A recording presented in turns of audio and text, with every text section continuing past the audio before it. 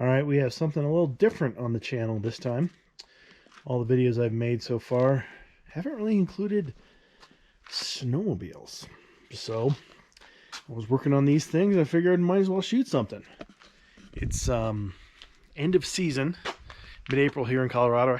Actually kind of a cold day today, but weather's warming up. So putting the snowmobiles away for the season.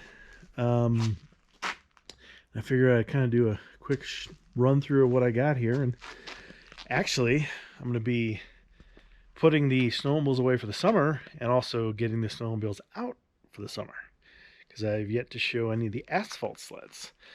And that's something I'll be working on this weekend. So we'll get those out probably here in the next video. But anyway, here's a quick little video on kind of the main snowmobiles I have and the ones I ride the most. Might as well start with this one.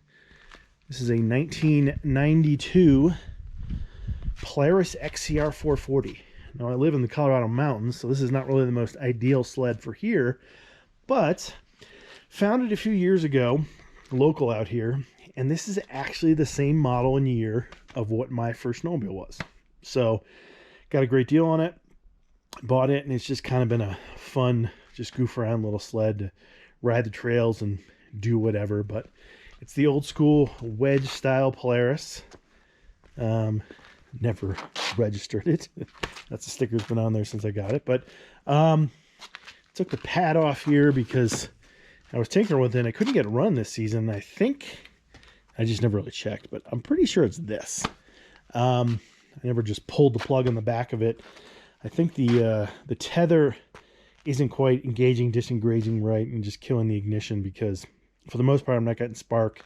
I played around with a little bit, and I got a little bit of spark, but it was inconsistent. So anyway, haven't really ridden this one recently, but this is kind of just a fun backup sled, trail sled, whatever it may be. Not really great for the deep powder.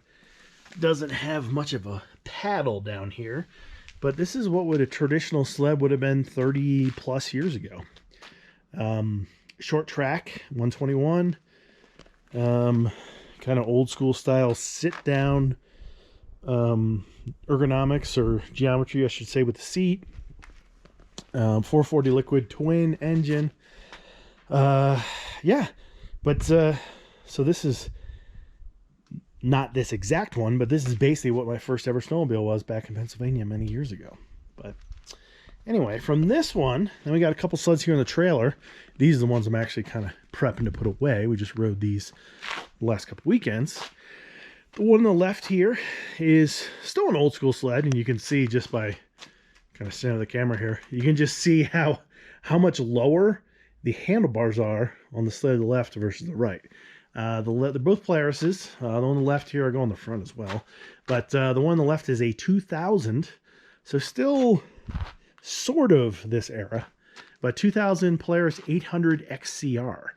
So kind of, they called them muscle sleds back in the day. They're 3 cylinders, individual exhaust pipes, 2-stroke. All these are 2-stroke except for the one in the garage. Where this sled, this little 440, probably makes 90 horsepower. This thing probably makes 160 horsepower. A lot more weight, but a lot more power. So fun sled, still kind of old school. It had been converted, or I'm not sure. I didn't know they made RMK versions of this, but it does have a little more of a mountain track. This is a 144, and it's got a 2-inch paddle, so you can see it's a little more aggressive. But this one, a lot of fun going straight. Not the greatest in the powder, but still a fun sled. And then this one over here is kind of my newest, more traditional mountain sled. This was a 13 Polaris 800 Pro RMK. So it's got a big track, big paddles, lightweight, ergonomics designed for standing up. I mean, this is a more traditional mountain sled. So I'll walk around the front here and get a little shot of the front. And I know this isn't a great angle, but there's the old 800, 2000 800 XCR, more old school, and then the new, more modern 800 powder sled for riding that good powder, RMK 800 Pro. So there's a 2000, 2013.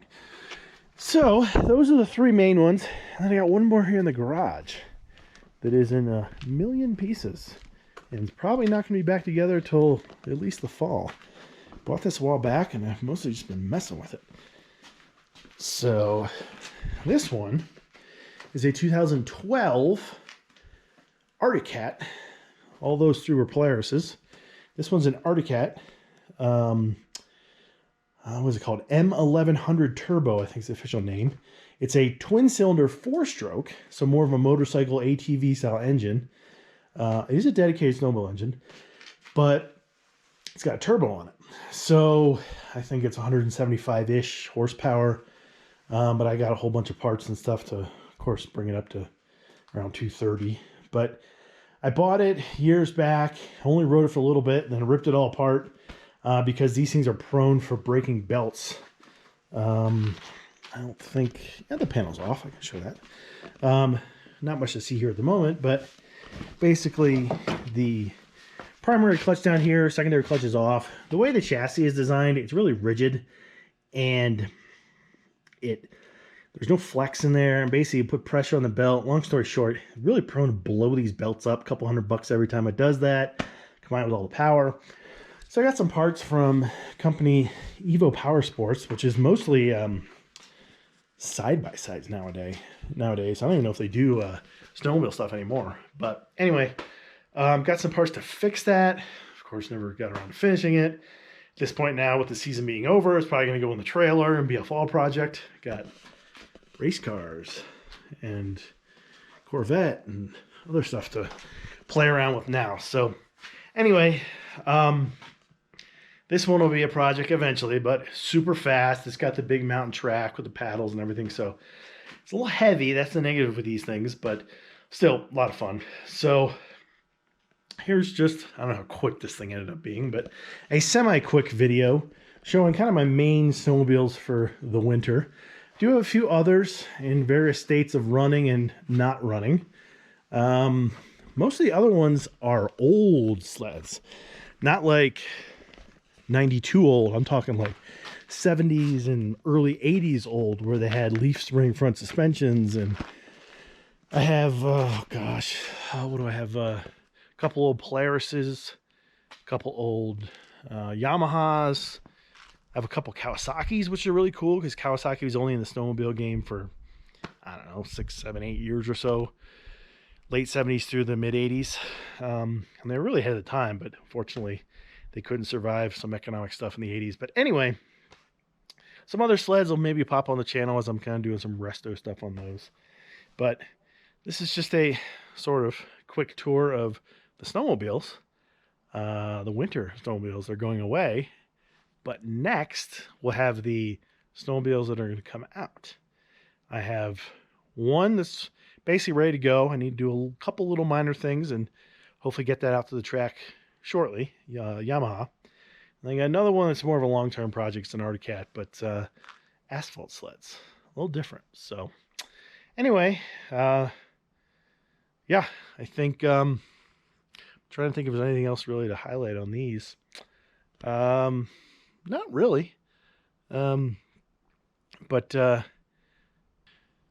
probably the last thing just to kind of point out and show here is the tow vehicle and the trailer and the setup that I use for snowmobiling. So here is what I currently have. This is a 2000-ish era Triton. It's trailer. It's 8.5 wide by 12 feet long, because these snowmobiles are longer than your typical trail sleds, the mountain ones. But it's got the clamshell, which is really nice because it keeps all the junk and gross stuff off the sleds.